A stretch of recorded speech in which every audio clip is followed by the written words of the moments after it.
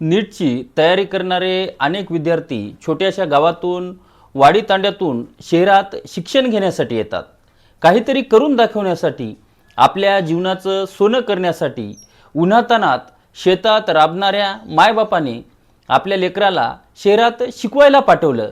दिवसभर कबाड कष्ट, रोजमजुरी करून पै पैसा जमून आपल्या मुलाच्या शिक्षणात काहीही अडचण येता कामा नाही। जे आपल्या वाट्याला कबाड कष्ट करण्याचं आलं ते आपल्या लेकराच्या वाट्याला येऊ नये असं त्या मायबापाचं स्वप्न असते। कारण त्यांचं ते एकच स्वप्न होतं, माझं लेकरू डॉक्टर बनलं पाहिजे। त्या गरिबीच्या पोराने रात्र जागून डोळ्यात तेल घालून विज्ञानाची पुस्तक वाचली। त्याला वाटलं विज्ञानाच्या वाटेवर चालून आपण गरिबीवर मात करू, कारण विज्ञान माणसाला शहाणं बनवतं, अंधारातून प्रकाशाकडे नेतं।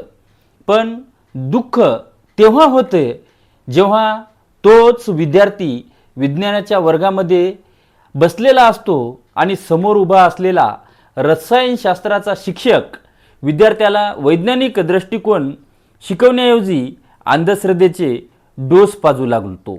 वर्गात विद्यार्थ्यावर पाणी शिंपडून एम्सची गॅरंटी दिली जाते। हा विज्ञानाचा वर्ग आहे की अंधश्रद्धेचा बाजार? ज्या विज्ञानाने जगाला पोलिओची लस दिली, ज्या रसायनशास्त्रामुळे नवनवीन औषधे शोधली गेली, त्याच विज्ञानाचा शिक्षक जर चमत्कार विकू लागला तर त्या गरीब आईबापाच्या कष्टाचं काय? त्यांनी काय करावं? जर पाणी शिंपडून डॉक्टर होता आलं असतं तर त्या बापाने उन्हात घाम का गाळावा आणि त्या विद्यार्थ्याने रात्रभर जागून अभ्यास तरी का करावा आणि कशासाठी करावा?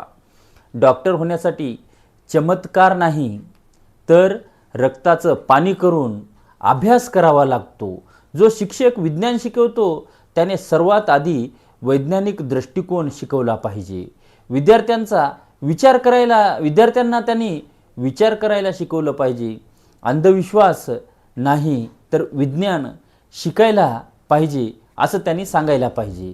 जर भोंदूबाबा, कॅप्टन खरात आणि विद्यार्थ्यांमध्ये अंधश्रद्धा पसरवणारे मोटेगावकर सर यांच्यात मग फरकच, दोघांमध्ये सारख्याच समानता असली पाहिजे। कारण भोंदूबाबा सुद्धा अंधश्रद्धा पसरवतो त्याच्या प्रकारे आणि मोटेगावकर सुद्धा पाणी शिंपडून अंधश्रद्धा पसरवतो। शिक्षक हा विद्यार्थ्यांसाठी दिवा असतो, तो अंधार दूर करण्यासाठी असतो, अंधश्रद्धेची काजळी पसरवण्यासाठी नाही। नीट पेपर फुटीमध्ये नाव येणं एकीकडे आणि दुसरीकडे विद्यार्थ्यांच्या भविष्याशी खेळत अंधश्रद्धा पसरवणं हा शिक्षण व्यवस्थेवरील विश्वासघात नाही का? तुम्हाला काय वाटते? कोठे नेऊन ठेवलाय आपला शिव फुले शाहू आंबेडकरांचा महाराष्ट्र? थोडा विचार करा। विज्ञानाच्या मंदिरात अंधश्रद्धेचा बाजार हे समाजासाठी आणि विद्यार्थ्यांच्या भविष्यासाठी अत्यंत धोकादायक आहे। आणि मोटेगावकर सर वर वारंवार आरोप आणि वारंवार त्यांचे पराक्रम जे बाहेर येत आहेत